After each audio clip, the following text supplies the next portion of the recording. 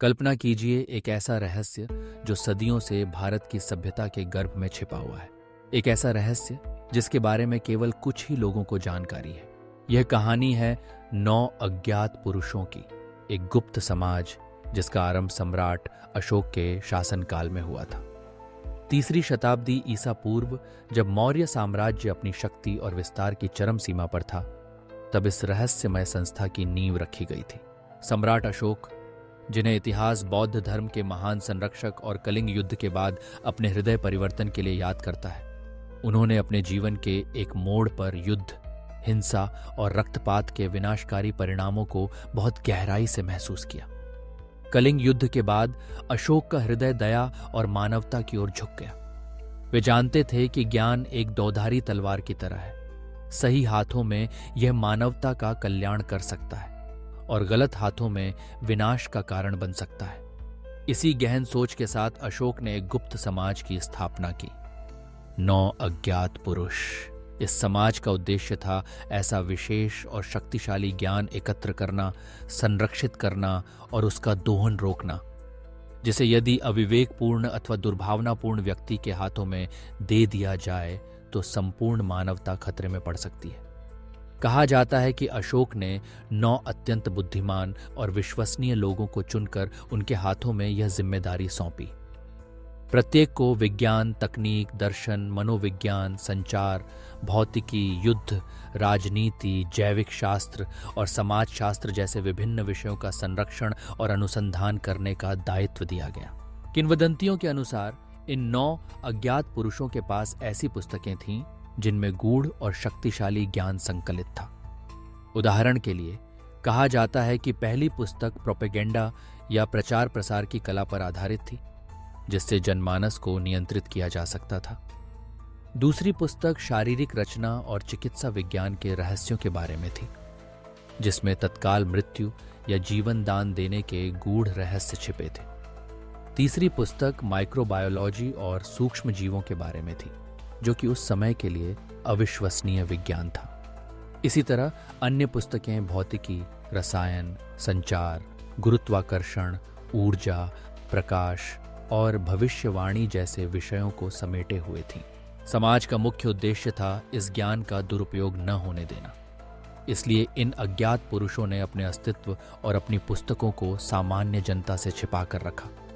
वे निरंतर अपने अपने क्षेत्र में अनुसंधान करते रहे, समय समय पर नई पीढ़ी को चुनकर यह ज्ञान आगे बढ़ाते रहे। इस तरह यह समाज एक जीवित परंपरा के रूप में स्थायित्व प्राप्त करता गया, जिसमें प्रत्येक सदस्य की पहचान गुप्त रही। कहा जाता है कि जब भी कोई सदस्य वृद्ध या असमर्थ हो जाता तो वह अपने स्थान पर किसी अन्य प्रतिभाशाली व्यक्ति का चयन करता और उसे सभी रहस्य सौंप देता। इतिहासकारों और साहित्यकारों के अनुसार 9 अज्ञात पुरुषों की कहानियां कभी कभी भारतीय लोक कथाओं, प्राचीन ग्रंथों और विदेशी यात्रियों के संस्मरणों में झलकती हैं। कुछ विद्वानों का मानना है कि यह समाज वास्तविकता से अधिक एक प्रतीक है, ज्ञान की सुरक्षा और उसके नैतिक उपयोग का प्रतीक। वहीं कुछ का विश्वास है कि आज भी यह समाज कहीं न कहीं छिपकर अपने कर्तव्यों का पालन कर रहा है और मानवता के हित में काम कर रहा है। कई रहस्यमय घटनाओं और खोजों को भी 9 अज्ञात पुरुषों से जोड़ा जाता है। उदाहरण के लिए कहा जाता है कि प्राचीन भारत में जल प्रबंधन, औषधि विज्ञान, धातु विज्ञान और युद्ध की तकनीकों में जो अद्भुत प्रगति हुई, उसके पीछे कहीं न कहीं इस गुप्त समाज का हाथ था। कुछ लोग मानते हैं कि तक्षशिला और नालंदा जैसे विश्वविद्यालयों में पढ़ाए जाने वाले गूढ़ विषय इसी समाज द्वारा संरक्षित ज्ञान का हिस्सा थे।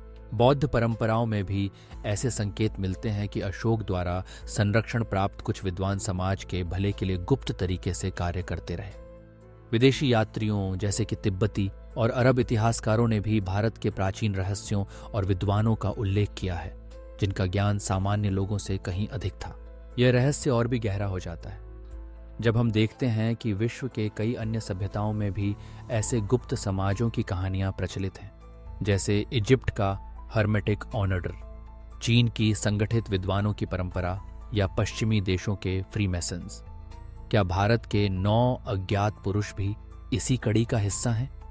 क्या यह संभव है कि विश्व की महान खोजों और आविष्कारों में उनका भी अप्रत्यक्ष योगदान रहा हो? कुछ आधुनिक लेखकों जैसे कि तालबोट मुंडी ने अपने उपन्यासों और लेखों में 9 अज्ञात पुरुषों के रहस्य को और रोमांचक बना दिया है।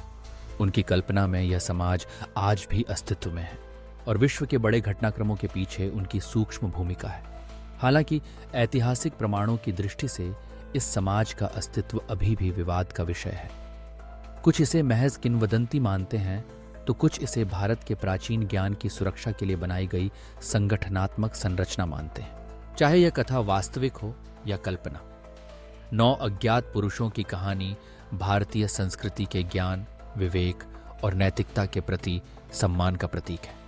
यह हमें यह सिखाती है कि ज्ञान केवल अर्जन का विषय नहीं, बल्कि उसकी सुरक्षा और सदुपयोग की जिम्मेदारी भी है।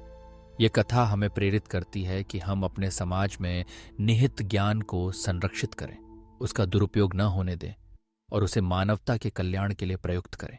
सम्राट अशोक के समय से चली आ रही इस रहस्यमय विरासत ने भारतीय मानस में एक अमिट छाप छोड़ी है। यह रहस्य आज भी शोधकर्ताओं, इतिहासकारों और आम जनमानस के लिए आकर्षण का केंद्र बना हुआ है। हो सकता है कि इसका वास्तविक उत्तर कभी न मिले, परंतु 9 अज्ञात पुरुषों की कथा भारतीय सभ्यता में ज्ञान, रहस्य और नैतिकता की अमर गाथा बनकर सदैव जीवित रहेगी। यही है 9 अज्ञात पुरुषों की अद्भुत और रहस्यमय कहानी।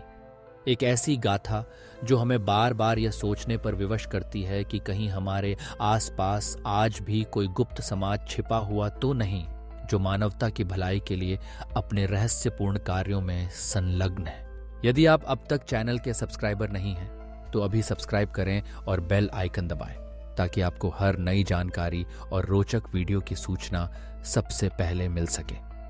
यहाँ हम आपके लिए लाते हैं ज्ञानवर्धक, प्रेरणादायक और ऐतिहासिक विषयों पर दिलचस्प कहानियाँ। जुड़िए हमारे साथ इस सफ़र में जहाँ हर वीडियो आपको कुछ नया सिखाएगा और सोचने पर मजबूर कर देगा।